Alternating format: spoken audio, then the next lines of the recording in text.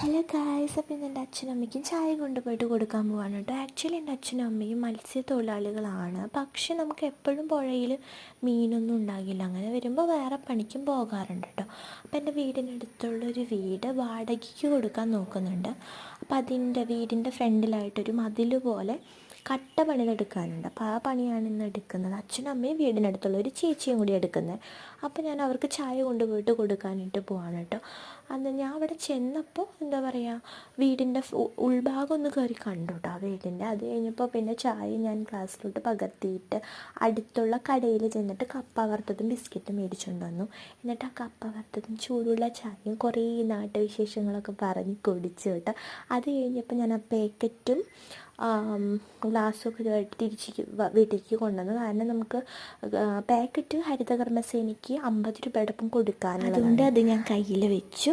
അപ്പോൾ okay, by.